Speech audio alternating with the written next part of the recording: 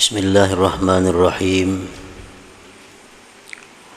Alhamdulillahilladzi amarana bil muhasabati wal muraqabah wa mujalasati ahli safwati wal musyahadah. Ashhadu an la ilaha illallah wahdahu la syarikalah wa ashhadu anna sayyidana Muhammadan abduhu wa rasuluhu ila kafatil ummah. Allahumma salli wa sallim wa barik ala sayyidina wa maulana Muhammadin nabiyyir rahmah wa ala alihi wa ashabihi wa dzurriyyatihi wa atba'ihi ila yaumil haqqah, amma ba'du.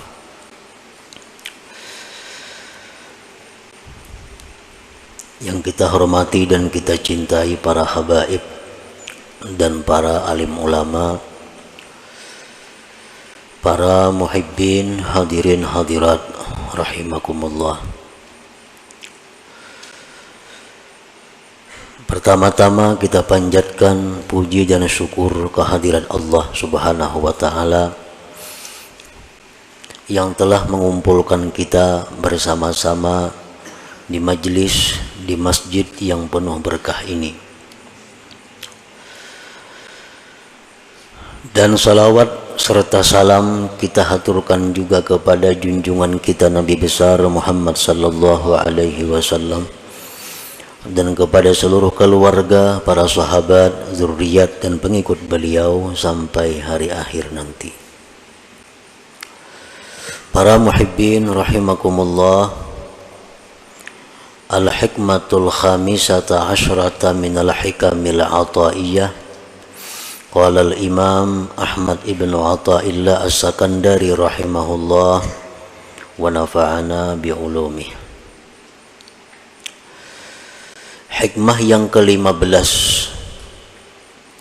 dari Al-Hikam. Berkata al-imam Ahmad bin Athaillah as-Sakandari rahimahullah wa nafa'ana bi'ulumih, mimma yadulluka ala wujudi kahrihi an hajabaka anhu bima laysa bimawjudim ma'ahu. Yang artinya setengah daripada sesuatu yang menunjukkan kepada engkau atas adanya sifat qahar Allah Subhanahu wa ta'ala, bahwa Allah dinding engkau daripadanya dengan sesuatu yang tidak ada beserta Allah Subhanahu wa ta'ala. Nah, itu adalah terjemah daripada hikmah yang ke-15 ini. Adapun maknanya atau tafsirnya, inna min qahrihi subhanahu alaika ayyuhal asi al-mutakabbir an hajabaka anhu bima laysa mawjudan bil haqiqah, yakni al-khalqa, fala taral khalqa illahu wa la tushahidu khaliqah ma'a annahu bil haqiqah la wujuda lahu wal wujudu innama huwa lillahi subhanahu wa ta'ala. Bahwasanya sebahagian daripada qaharnya Allah. Qahar itu artinya mengalahkan. Bisa juga diartikan menghinakan. Setengah daripada mengalahkannya Allah atau menghinakannya Allah atas engkau, wahai orang yang maksiat dan takabbur,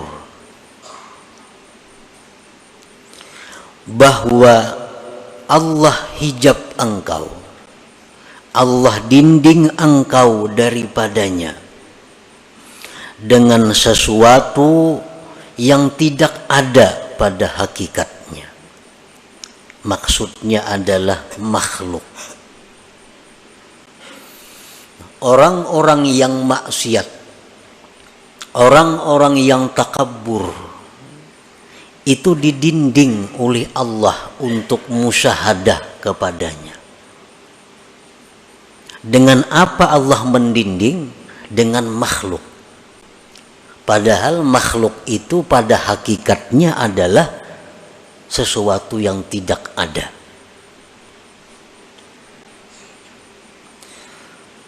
Nah, orang yang maksiat, orang yang sombong, pala taral khalqa, maka engkau tidak melihat akan makhluk, wahai orang yang maksiat. Engkau tidak melihat makhluk itu, melainkan makhluk semata. Engkau tidak bisa memandang, engkau tidak bisa menyaksikan, wahai orang maksiat, akan penciptanya makhluk itu. Padahal makhluk itu pada hakikatnya tidak ada, dan wujud itu ada hanya saja untuk Allah Subhanahu wa ta'ala.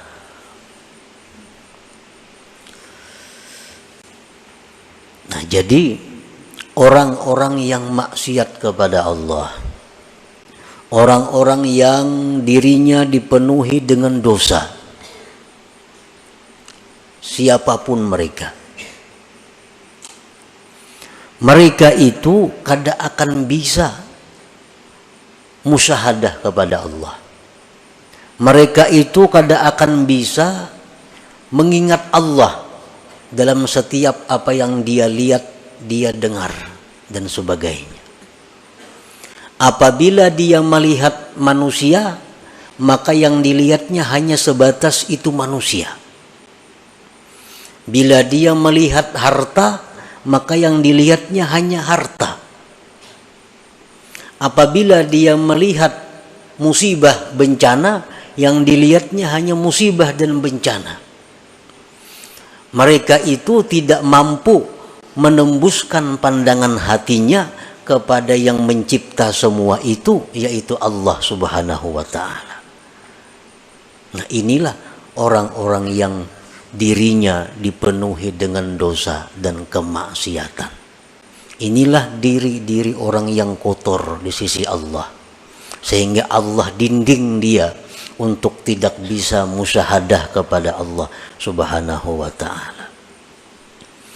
Nah, para muhibbin rahimakumullah, walaupun sekilas kita melihat, kita umpamanya diri kita sembahyang aja, puasa aja, bazakat aja, maksiat kayaknya kita hindari aja, tetapi kita kadang mampu untuk musyahadah itu. Itu satu alamat bahwa kita ini masih terhijab dengan Allah. Berarti diri kita ini kotor, berarti kita ini perlu perbaikan lagi daripada yang ada sekarang ini. Nah, siapapun kita, baik itu ulama, baik itu pedagang, baik itu pejabat, baik itu petani, siapapun, apabila mereka itu masih belum mampu untuk mengingat Allah Subhanahu wa ta'ala dalam pandangannya, pendengarannya, maka berarti dirinya itu masih kotor di sisi Allah. Nah, ada orang yang memuji, dia suka kepada orang itu. Kalau ada orang yang mencela, inya marah kepada orang itu. Hanya sebatas diri orang itu. Kalau ada orang memberikan nikmat kepadanya, inya senang kepada orang itu. Kalau ada orang yang mendatangkan bencana lawan inya marah kepada orang itu. Nah, ini satu alamat bahwa dirinya ini masih penuh dengan kotoran, dirinya ini masih terhijab daripada Allah Subhanahu wa ta'ala. Para muhibbin rahimakumullah, semestinya kalau orang-orang yang sudah mampu musyahadah itu, kalau dia menerima pujian. Orang yang memuji dia itu dianggapnya hanya sebagai perantara, itu merupakan pujian dari Allah. Maka gembiranya dia bukan kepada orang yang memuji, tapi gembiranya dia kepada Allah. Ini menunjukkan bahwa mata hati orang ini berarti sudah tembus daripada dinding atau hijab itu. Nah, kalau ada orang yang mencaci maki dia, kalau ada orang yang mengganggu dia, dia tidak akan marah, tidak akan dendam kepada si makhluk ini. Dia anggap itu adalah merupakan teguran dari Allah. Teguran dari Allah. Kalau itu benar. Kalau itu tidak benar, kita bisa difitnah orang, padahal kada bujur. Nah, orang yang sudah mampu musyahadah itu dia tidak akan dendam kepada yang memfitnahnya, tetapi dia menganggap itu merupakan cobaan dari Allah. Nah, cobaan dari Allah. Nah, selama hati kita masih ada menyimpan dendam kepada makhluk, selama dalam hati kita masih ada menyimpan kemarahan kepada seseorang, itu menunjukkan bahwa diri kita belum mampu musyahadah kepada Allah, yang artinya diri kita masih kotor, masih terdinding daripada Allah Subhanahu wa ta'ala. Fala taral khalqa illahu wa la tushahidu khaliqah ma'a annahu bil haqiqah la wujuda lahu wal wujud innama huwa lillah subhanahu wa ta'ala.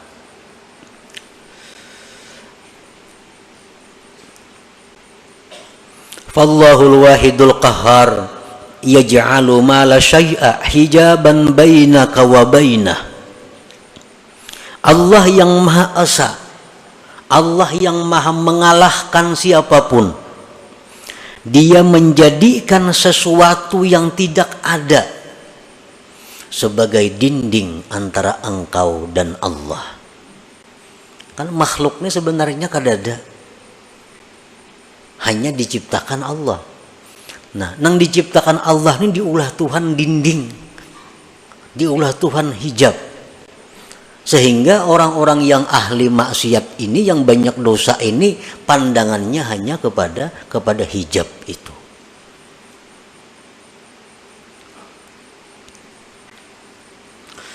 Fala tafhamul aqwan illahi wala tubsiruha illahi wala tasma'uha illahi.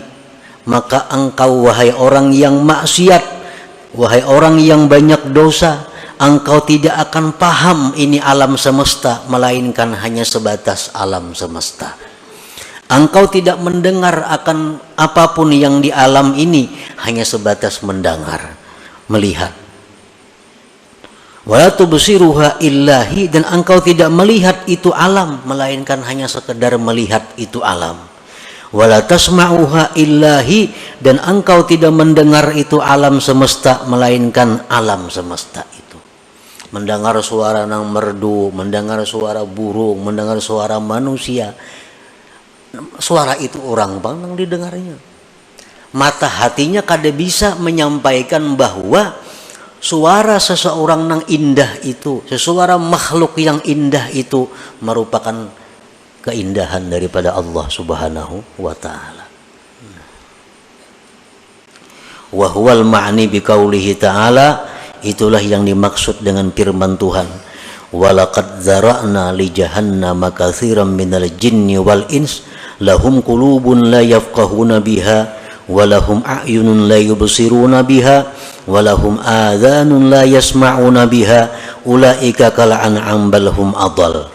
Al-A'raf 179. Sungguh kami jadikan neraka jahanam itu kebanyakan daripada jin dan manusia.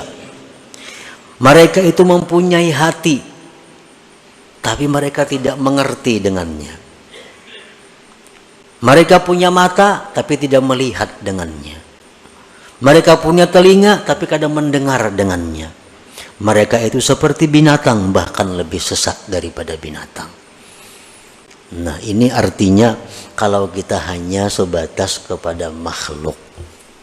Ada orang memberi kita sesuatu, hadiah, memberi kita apa, kita suka kawan orang itu, kita puji orang-orang itu habis-habisan, kita sembah orang itu, kita takutan kalau diputusnya hubungan. Ini karena pandangan kita bahwa si fulan ini yang memberi kita. Adanya berbuat maksiat kita kadang-kadang menegur, karena kata diberinya lagi aku. Nah, kenapa? Karena kita memandang bahwa yang memberi ini adalah inya. Disitulah timbulnya mudahana.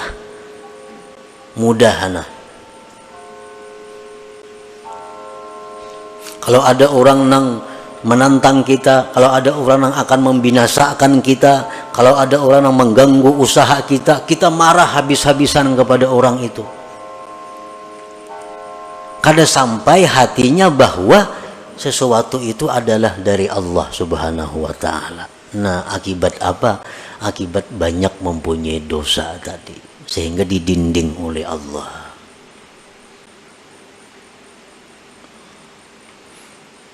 Makanya Rasulullah sallallahu alaihi wasallam dalam banyak hadis mengajarkan kepada kita agar selalu ingat kepada Allah.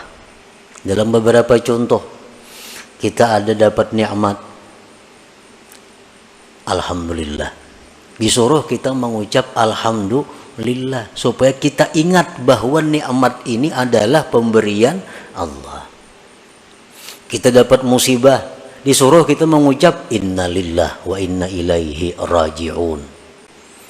Melihat sesuatu yang menakjubkan, subhanallah, maha suci Allah. Melihat ini bacaannya. Nah, itu pelajaran untuk musyahadah sebenarnya, agar kita bisa ingat kepada Allah dalam apa yang kita lihat dan kita dengar ini. Al-ma'asi kulluha sababun lihadzal hijab walakinnal kibra wal isti'zaza aqwa sababih. Maksiat itu seluruhnya merupakan sebab ini terdinding kita. Kenapa kita lupa Allah? Kenapa kita banyak kada ingat lawan Allah? Sebabnya kebanyakan maksiat. Tetapi yang namanya kesombongan, yang namanya merasa mulia, itu paling kuat sebab. Maksiat ini semuaan menjadikan dinding di hati kita untuk ingat kepada Allah. Tapi kalau maksiat itu bentuknya kesombongan, maksiat itu bentuknya merasa mulia, itu lebih tebal dindingnya.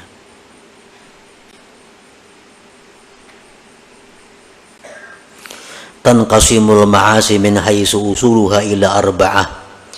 Maksiat yang dari kita ini timbulnya dari 4 macam. Yang 4 macam ini ada dalam diri kita. Pertama, bahimiyatin wa sabu'iyatin wa syaitaniyatin wa rububiyah. Diri kita ini ada mempunyai sifat yang namanya bahimiyah, sifat binatang. Dalam diri kita ada mempunyai sifat kebuasan. Dalam diri kita ada mempunyai sifat syaitan. Dalam diri kita ada mempunyai sifat ketuhanan. Yang keempat-empatnya ini sumber dosa.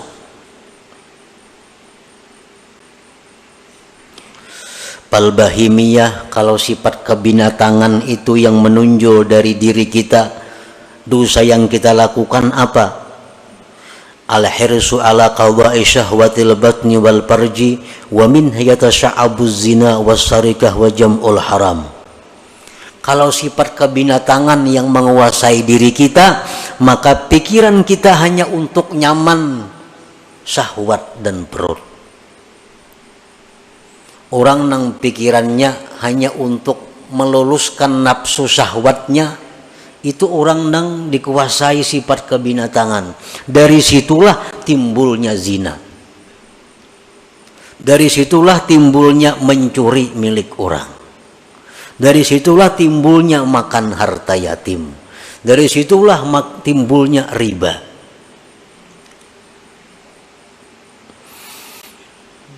Yang kedua sabu'iyah, kebuasan. Al-ghadab, marah. Wal hikdu, dendam. Itu ada dalam diri manusia. Marah, dendam. Wa min yatasha'abul qatlu wa darbu wa idza'ul khalqi. Dari situlah timbul bisa membunuh orang, bisa memukul orang, bisa menyakiti orang. Kalau orang itu dikuasai sifat kebuasan ini, orangnya pemarah. Lah sedikit tempiling saku. Lah sedikit tampar saku. Nah. Ini orang nang manusia tapi dipenuhi oleh sifat kebuasan. Ini kalau urusan makan barang aja. Bila menampiling orangnya asa puas beneran itu. Nah ini orang sifat kebinatangan buas ini.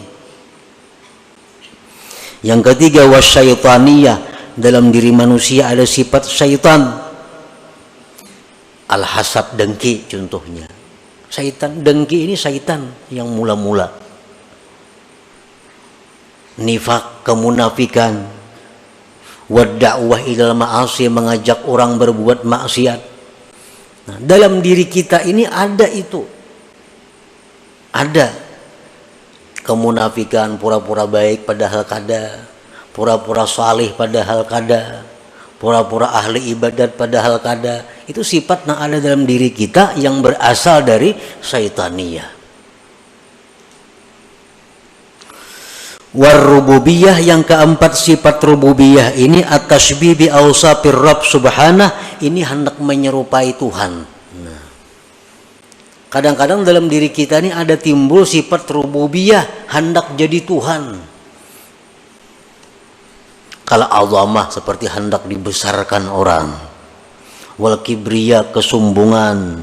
Wal izzah, kemuliaan. Wal rif'ah, ketinggian. Nah, dalam hati kita ini ada timbul hendak dimuliakan orang, hendak diagungkan orang. Oh berarti hendak jadi Tuhan tuh.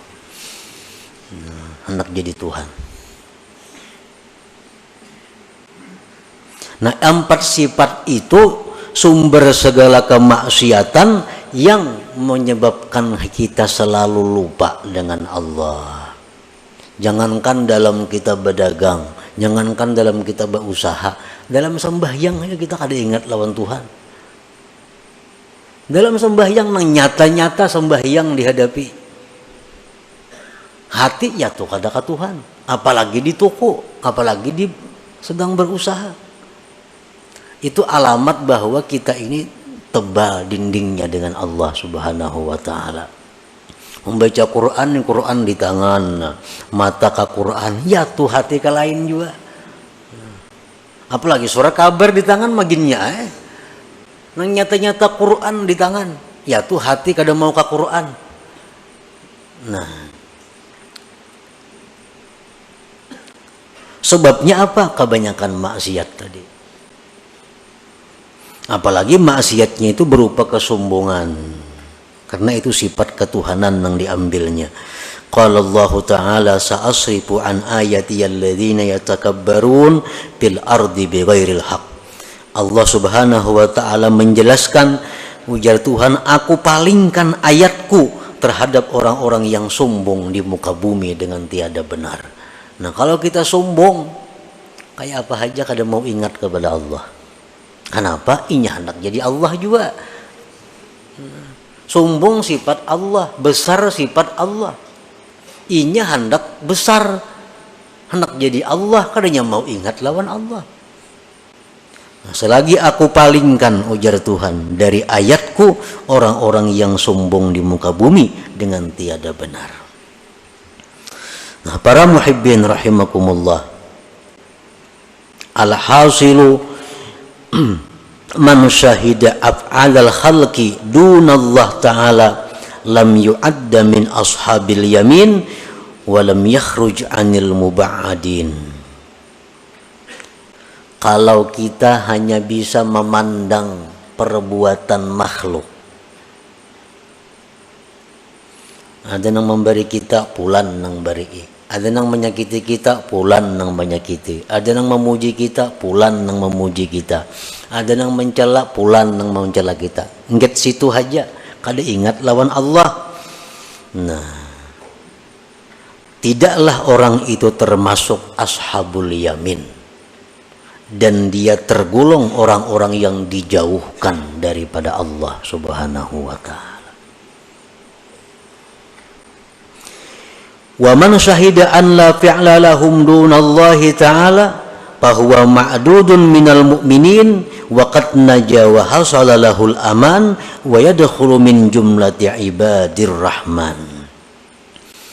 Siapa yang menyaksikan bahwa tidak ada perbuatan melainkan perbuatan Allah. Ada orang yang memuji dirinya, di hatinya ingat bahwa itu adalah pujian Allah kepadaku. Ada orang yang mencelainya, hatinya ingat itu adalah teguran Allah kepadaku. Nah, selalu kepada Allah kembalinya. Kalau kita demikian, maka kita dibilang termasuk orang yang beriman. Sungguh dia selamat dan hasil baginya aman, dan dia masuk dalam golongan ibadir rahman, hamba-hamba Allah yang pengasih lagi penyayang. Nah, para muhibbin rahimakumullah, jadi intinya adalah untuk mendapatkan musyahadah kepada Allah. Yang musyahadah ini adalah merupakan inti daripada ma'rifat. Jalannya antara lain adalah membersihkan diri daripada dosa. Nah, jadi kalau untuk urusan musyahadah ini adalah urusan pemberian Allah. Urusan pemberian Allah. Kadakawa didapat dengan ilmu pengetahuan. Artinya mengaji kita ilmu ini, mengaji ilmu itu kada akan bisa membuahkan kita musyahadah kepada Allah kalau diri kita masih kotor dengan dosa. Paling-paling hanya pandirnya. Paling-paling hanya pandirnya. Kenyataannya kada akan dia dapatkan.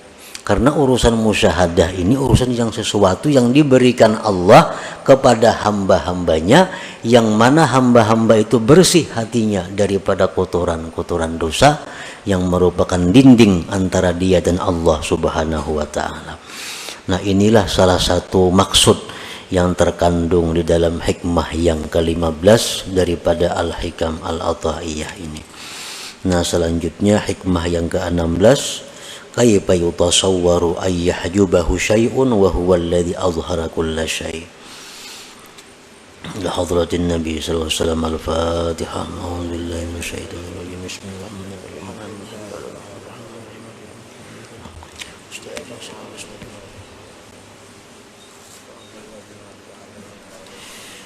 Ya Allah biha, ya Allah biha, ya Allah bi husnil khatimah. Ya Allah biha, ya Allah biha, ya Allah bi husnil khatimah. Ya Allah biha, ya Allah biha, ya Allah bi husnil khatimah. فيا أيها الرجل منه شفاعة صلوا عليه وسلموا تسليما. اللهم صل وسلم